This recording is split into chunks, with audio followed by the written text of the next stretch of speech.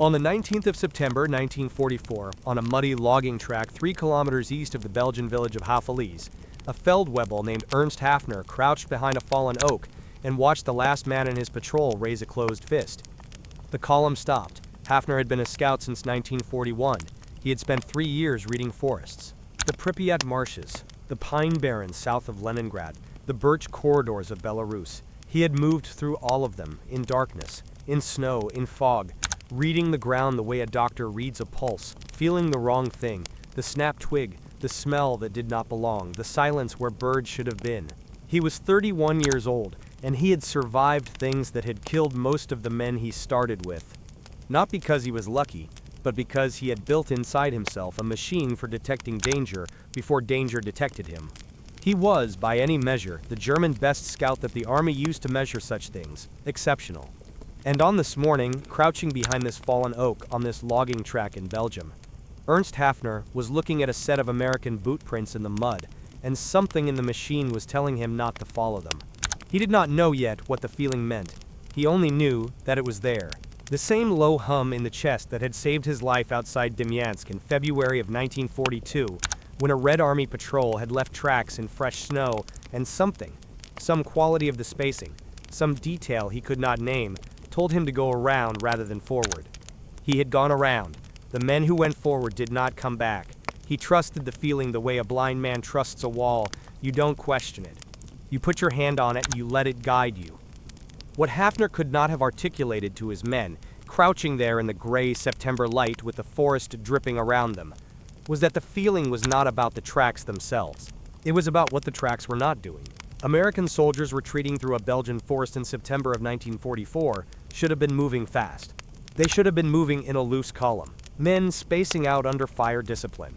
Boot prints showing the weight of men carrying ammunition. The slight drag of exhaustion. He had followed retreating men before. Soviet soldiers retreating toward Moscow in the winter of '41. British soldiers pulling back in the western desert. He had read the ground behind all of them, and learned what retreat looked like in the dirt. He knew its grammar. These prints did not say it. The spacing was deliberate. Not the random spacing of men moving fast in fear, but measured intervals, as if whoever had walked here understood that clustering kills. The prints did not show the forward lean of men hurrying. They showed something flatter, more controlled. And the branches along the track. A retreating column brushes branches with its shoulders in the dark, snaps the small ones, leaves the tips bent inward. These branches were bent outward. These men had moved to the edges of the track, not its center. They had been watching the sides, not the rear. Häfner held up a second fist. The patrol froze. He stayed where he was for 4 minutes, which in a forest this quiet was long enough to feel like a week. Then he turned the patrol around, and they walked back the way they came. He wrote nothing about it in his patrol report. What would he write? That the American boot prints did not look frightened enough? That the men he was supposed to be chasing appeared, from the evidence of their footprints, to know he was behind them? That some quality of the silence ahead, not the presence of sound but the particular texture of its absence, made the inside of his chest vibrate at a frequency he associated with dying? He wrote that contact could not be made and that the patrol had returned to friendly lines without incident. His commanding officer accepted the report. The matter was closed. But Häfner sat with it for days, the way you sit with a sentence that almost makes sense. What he had felt on that logging track was not fear. He had made peace with fear years ago. It was something closer to bewilderment. In 3 years of following enemies through forests, he had never followed one that moved like this. He had never trailed men in retreat who seemed to be, in some way he could not precisely define, not retreating.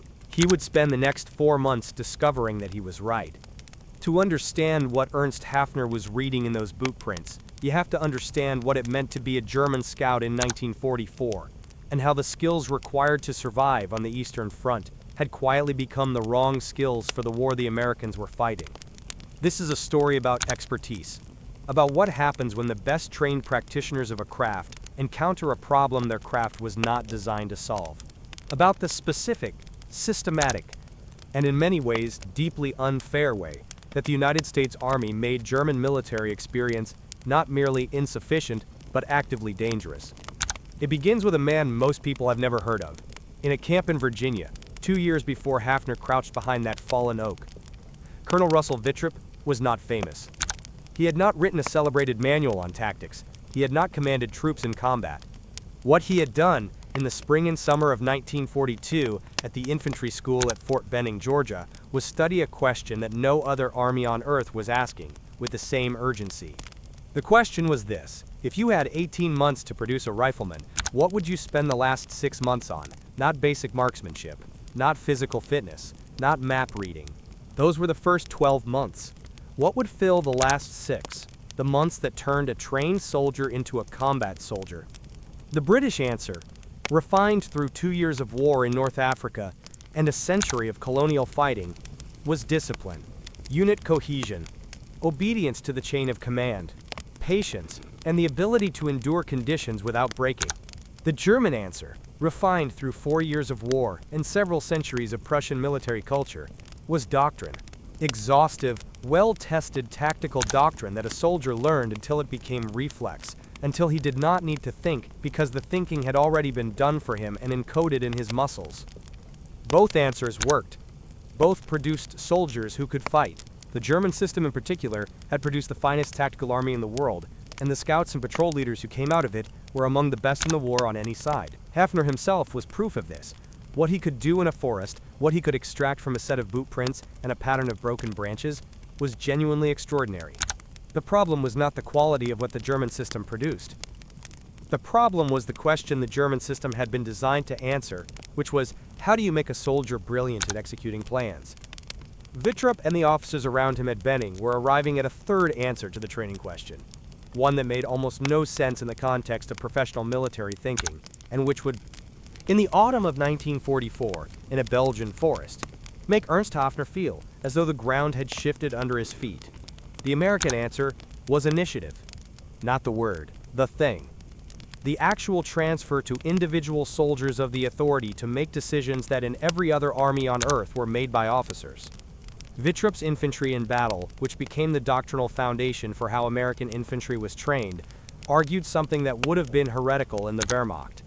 That the man closest to the problem was, by definition, the man best positioned to solve it. Not the platoon commander, not the company commander, not the colonel at the regimental command post with a map and a radio, the corporal in the ditch with his hand on the ground and his eyes on the tree line. That man, his judgment, his call. American soldiers were trained to believe that waiting for orders in a fluid situation was itself a choice, and often the wrong one. They were trained to ask not what am I authorized to do, but what needs to be done. The distinction sounds philosophical. On the ground in Belgium in September of 1944, it was the difference between a column that moved like a retreating force and a column that moved like something else entirely. Hans Häfner understood this before most German officers did, and he understood it in the worst possible way, by being on the wrong side of it. Häfner was the commander of a Feldgendarmerie unit, military police, attached to the 116th Panzer Division.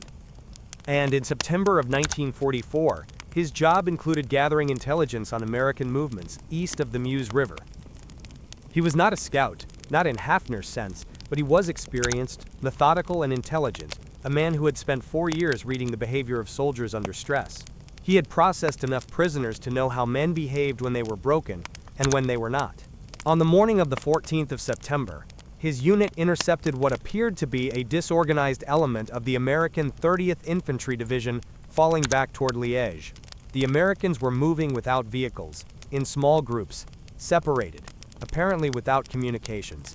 Every indicator Häfner had trained himself to read said the same thing.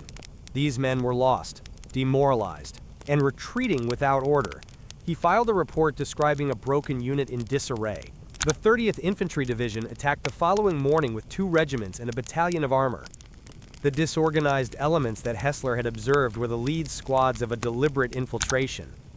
The men he had read as lost were navigating. The men he had read as separated were dispersed on purpose. The men he had read as lacking communication had been communicating the whole time on frequencies his unit was not monitoring. Through methods, hand signals, prearranged timing, runner contact, that did not produce radio traffic. The attack cut off an entire German battalion before noon. Häfner filed a second report. In it, he wrote a sentence that ended up in the files of the German intelligence assessment compiled after the war, and which the American military historian Russell Weigley would eventually quote, though in a slightly different translation. He wrote, approximately, "The Americans do not behave like soldiers who are retreating. They behave like soldiers who are allowing you to think they are retreating."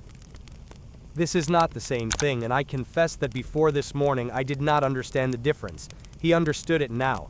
What he did not yet understand, and what would take German scouts and intelligence officers the better part of 3 months to assemble into something approaching a coherent picture, was why this was happening. Why American soldiers behaved differently in retreat than soldiers of any other army. Why the thing that looked like a disorder was not disorder. Why following an American withdrawal was, in the experience of men like Ernst Häfner, an activity that felt wrong in a way that was difficult to explain and impossible to ignore.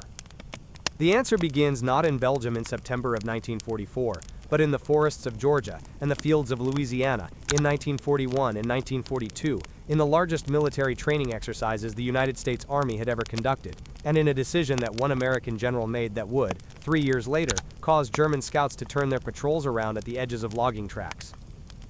General Leslie McNair was a small, precise man with hearing problems from artillery fire and a talent for organization that made him one of the most important soldiers in the American Army, despite the fact that almost no one outside the Army knew his name.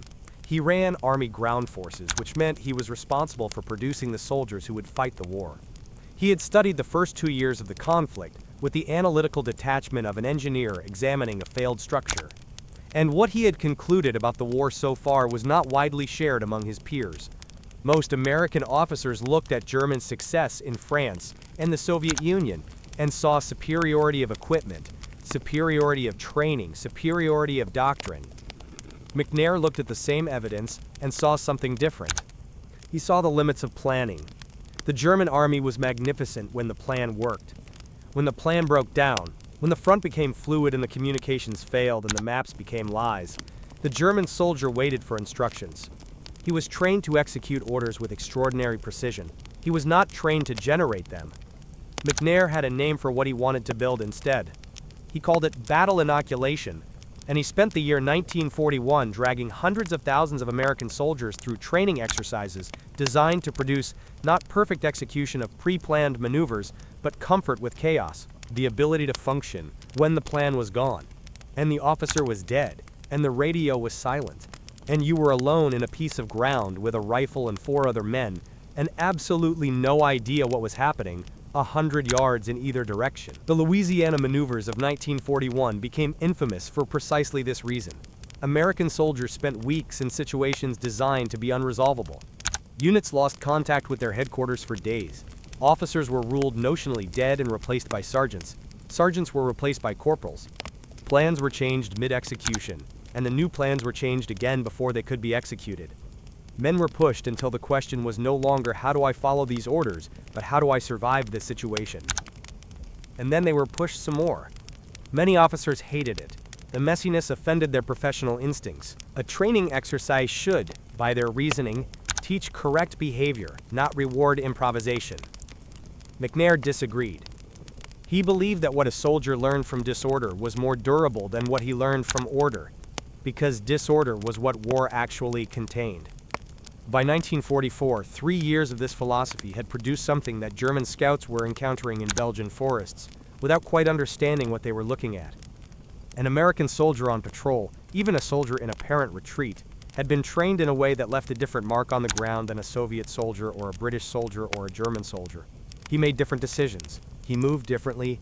He left different tracks. And those differences, read by a man like Häfner, who had spent years learning to extract meaning from the marks men left behind, felt wrong in a way that was deeply, viscerally alarming, even when he could not say precisely why. Georg Grossjohann was a major in the 6th Panzer Grenadier Division when he first began to articulate what the scouts under his command were experiencing. He had spent 4 years reading the behavior of soldiers under stress, studying what armies left behind when they moved, processing the debris fields of every force he had ever followed. In October of 1944, he wrote a memo to the intelligence section of his division that contained an observation so precisely stated it deserves to be quoted directly. American infantry units, in apparent withdrawal, consistently exhibit characteristics inconsistent with the actual state of withdrawal. Spacing intervals are maintained under conditions where Soviet forces would cluster. Pace is controlled under conditions where British forces would rush. Lateral security is enforced under conditions where all opponents, without exception, have historically abandoned it. Either these units are not in fact withdrawing, or the act of withdrawal has been so thoroughly trained that it is indistinguishable from deliberate movement.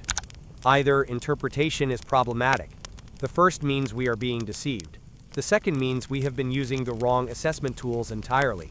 Gross-Johann was correct on both counts.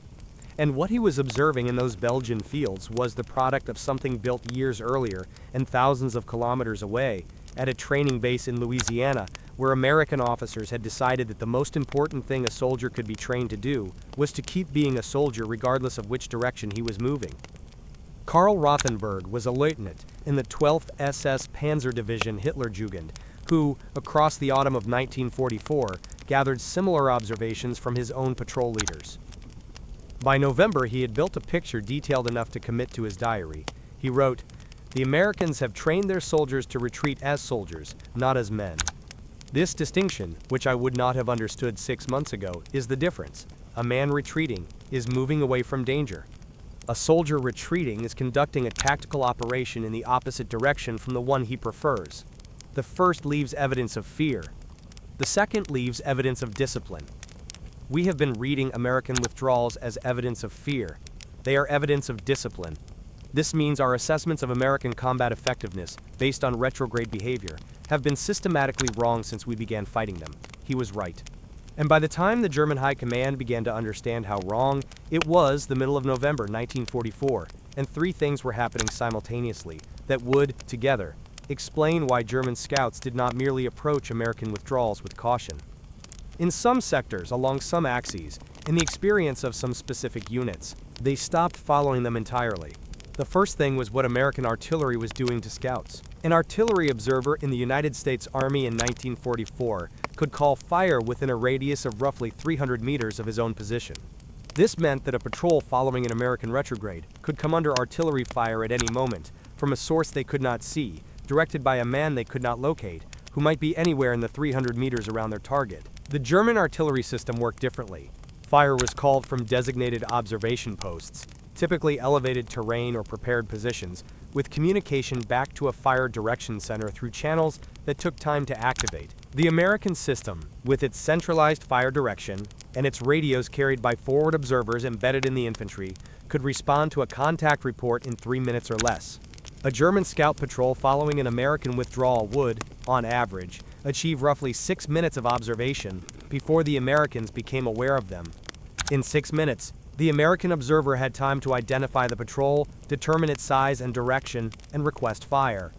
The artillery had time to compute the mission, communicate data to the guns, and fire a time-on-target mission, the simultaneous arrival of rounds from multiple batteries, designed to arrive without warning. The first time this happened, to a German scout patrol, in a way that was clearly not coincidental, clearly a deliberate response to being observed, was on the 14th of October 1944 in the Hürtgen forest, where a patrol from the 275th Infantry Division under Unteroffizier Franz Mettler followed the trail of an American squad for approximately 400 meters before every man in the patrol except Mettler was killed by artillery that arrived without any of the warning signals, no registration rounds, no bracketing, no progressive adjustment, that German scouts had spent years using to calculate the time they had to find cover. In the Soviet system, in the British system, in the German system itself, artillery was a conversation between the observer and the guns, a back and forth of trial rounds and corrections that took time and produced the sound of incoming fire before the fire itself arrived. A trained soldier could hear the conversation starting and act accordingly. What the American fire direction system had accomplished, through the centralized calculation and the synchronized firing that had been developed at Fort Sill and refined through 2 years of combat, was the elimination of the conversation. There was no trial round, there was no bracketing, there was silence, and then the world came apart. Mettler, who survived by falling into a shell crater when the first rounds hit, reported that the fire seemed to come from all directions at once. He was not wrong. It had been a time-on-target mission, with guns from 2 different battalions, their rounds synchronized to arrive within a 2-second window. Called in by a forward observer who had been walking with the American squad the whole time, indistinguishable from any other soldier, watching over his shoulder. Mettler survived. 11 of his 12 men did not. His patrol report, when it reached the intelligence staff of his division, was the third such report in 5 days. The pattern was visible. American units in retrograde were being followed by German scouts, and German scouts were dying at a rate that had no precedent in this sector. Not from rearguard fire, not from ambush in the conventional sense, but from artillery that appeared without warning, directed from within the withdrawing column itself, by a man they could not distinguish from any other soldier in the group. American units in retrograde were not simply withdrawing, they were setting the conditions for artillery to be used against whatever came behind them. And the conditions they were setting were invisible. No observation posts were being dug, no wire was being laid to fire direction centers, no suspicious activity was being conducted that a German scout could read as preparation. The forward observer was simply a man walking with the retreating squad, indistinguishable from any other soldier, carrying a radio on his back and watching over his shoulder. The second thing was what the Americans were doing with their flanks. A scout patrol following an enemy retrograde operates on a simple geometry. The enemy is ahead of you, moving away. You are behind, moving toward. The threat to a trailing patrol comes from the enemy turning around, stopping, and fighting back, which is called a rearguard action, in which every trained soldier expects and prepares for. It comes from the sides in the form of flanking forces, but a flanking force requires men, and men in retrograde have been observed and counted, and if the numbers are right, the flanks are manageable. The American problem, for German scouts, was that the numbers were often not right. Not because the Americans were somehow generating soldiers from nowhere, but because of something simpler and more alarming. The men doing the flanking were often not part of the withdrawing unit at all. The technique had a name in American training manuals, the stay-behind element. Before a unit began its retrograde, a small group, typically a reinforced squad, 4 to 8 men, would be left at a position off the likely axis of any pursuing force. Not to fight a rearguard action, which a pursuing force would expect and plan for. Not to delay, which required holding ground, but simply to watch. To observe. To wait until the pursuing force passed their position, and then report its size, direction, speed, and equipment by radio. And to call artillery, if the situation warranted. German scouts who encountered stay-behind elements did not, as a rule, know they had encountered them until it was too late. The elements were small enough to be invisible on the ground, disciplined enough to remain invisible even when a patrol passed within 30 meters of their position, and equipped with radios so that the cost of revealing themselves to fight was never required. They could simply watch and report. The patrol passed. The element radioed the information. The artillery responded. The patrol never knew what had hit them, because there had been nothing ahead of them to hit them, nothing to their left or right. The fire had come, apparently, from the sky. By November of 1944, 3 different German divisional intelligence sections in the sector west of the Roer River had independently reached the same conclusion. American units in retrograde were lethally dangerous to pursue, not because they turned and fought, but because they were somehow causing artillery fire to fall on the pursuers without any of the observable preparation that should precede artillery fire. The mechanism was not yet understood. The effect was unmistakable. In the 5-week period between the 1st of October and the 5th of November 1944, the German 353rd Infantry Division lost more men to artillery fire sustained during the pursuit of apparently retreating American units than it lost in any equivalent period of defensive fighting. The scouts who survived reported the same thing, in different words, from different sectors, with the same quality of confusion. There is nothing to follow. The ground is empty. And then the shells come. The third thing was the simplest, and in many ways the most unnerving. The Americans left too little behind. A retreating army, in the experience of every German soldier who had spent time on the Eastern Front, leaves evidence, not just boot prints and vehicle tracks. Evidence of the internal state of the force. Discarded equipment indicates what the men could no longer carry, which tells you how tired they are. Abandoned vehicles indicate maintenance failure, which tells you the condition of their logistics. Food cans, ammunition cases, medical supplies left behind give you a supply picture. Letters, photographs, documents, the personal material that soldiers shed when they are running tell you about morale. The debris field of a retreat is a portrait of a force. Georg Grosjohann had been trained to read this portrait, and he had read it accurately, from Soviet forces, from British forces, from Italian forces, throughout his career. American retrograde positions left a different portrait. Or rather, they left almost no portrait at all. on the 9th of November 1944. German scouts entered a position near Wassenack in the Hürtgen forest that American infantry had vacated 12 hours earlier. The position had been held for 11 days. It showed the signs of occupation: sandbagged fighting positions, communications wire, cleared fields of fire. What it did not show was the evidence of a unit that had been living in it for nearly 2 weeks. No food debris, no personal effects, no discarded equipment that could be used to assess supply levels. The ammunition cases that remained had been crushed flat. The wire had been cut and removed rather than left in place. The fighting positions had been partially demolished so that they could not be used by the force that occupied them next. A man named Heinrich Drexler, who would later write a short memoir about the Hürtgen that was never published, described the experience of entering this position and finding it so thoroughly cleaned out that his initial assessment was that the Americans had been gone for several days rather than several hours. This was not an accident. This was policy. American training for retrograde operations included explicit instruction on position sanitization, the removal or destruction of anything that could give the enemy intelligence about the size, condition, or equipment of the departing unit.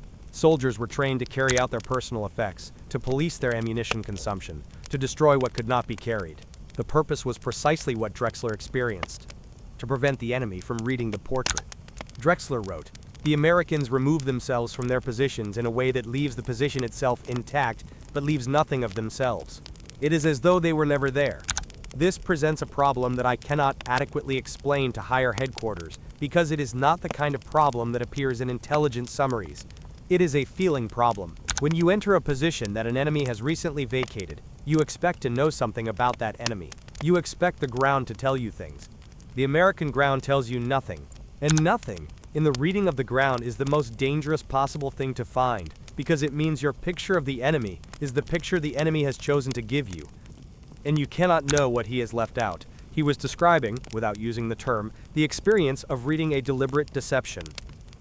Not strategic deception of the kind that intelligence officers and generals constructed, but tactical deception woven into the habits of ordinary soldiers at the squad and platoon level, the result of training so thorough that even under the stress of withdrawal, even in darkness and rain and exhaustion, it remained in place.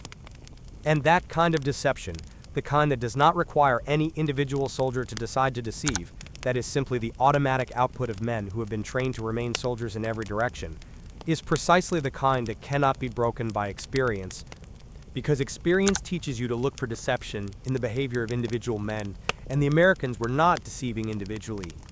They were doing it collectively, automatically, as a feature of being soldiers of a particular type. Otto Weidinger, a Standartenführer in the 2nd SS Panzer Division Das Reich, was not a man given to expressions of uncertainty. He had commanded troops through some of the most brutal fighting of the Eastern Front, through the Falaise Pocket, through the retreat across France. He had seen armies crack under pressure and armies hold past the point of reason.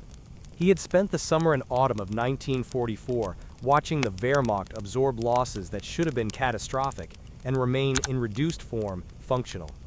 He was not easily impressed or easily shaken.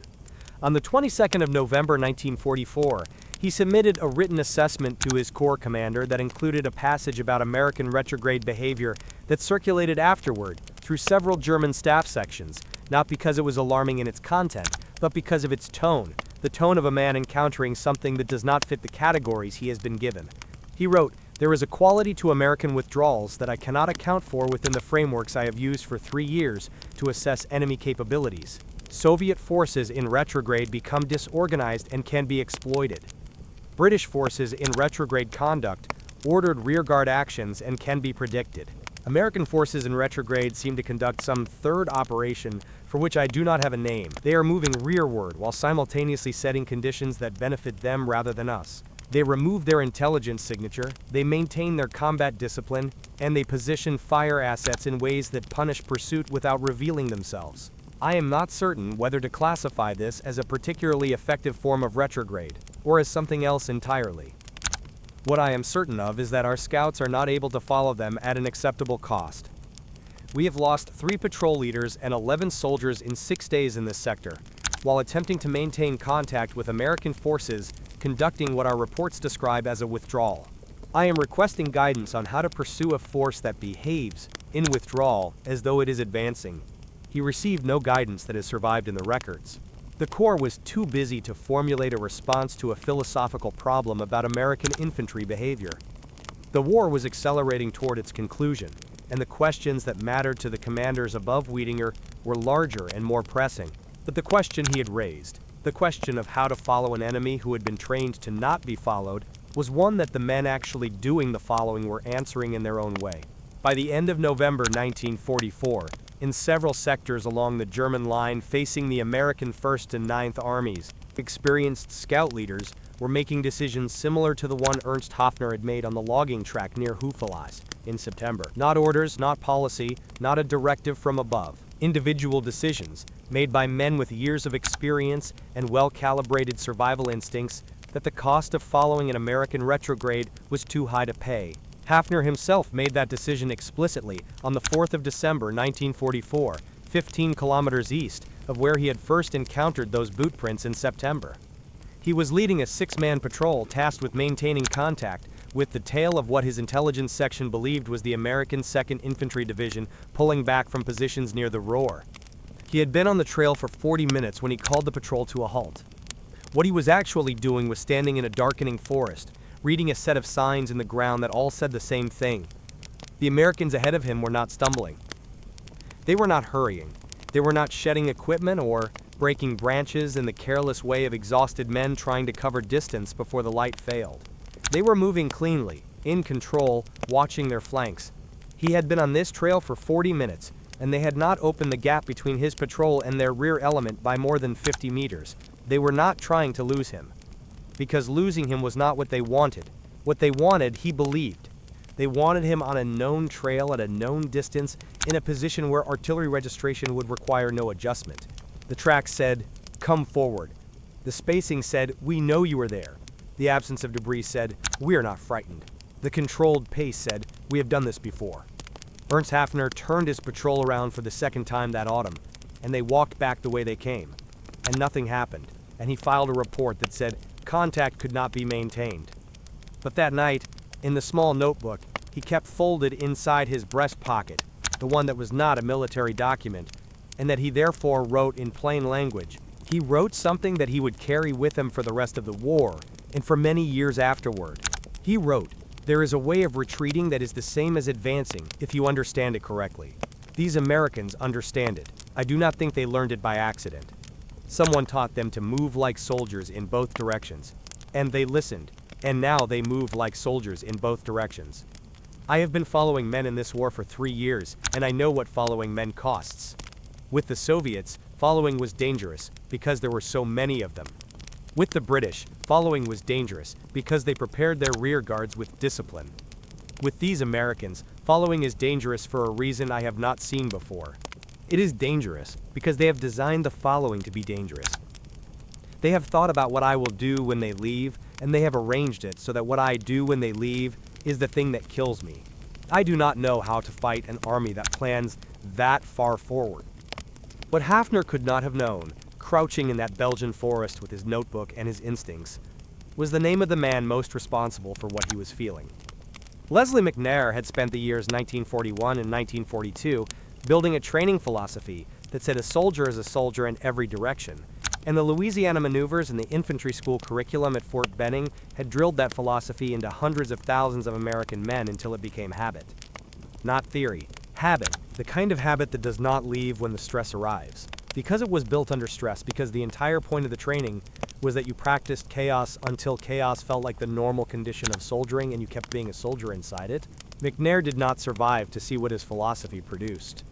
He was killed by American bombs during the carpet bombing at St. Lo in July 1944, the highest-ranking American officer killed in action in the European theater, killed by the very air power that his own doctrine had been designed to work alongside.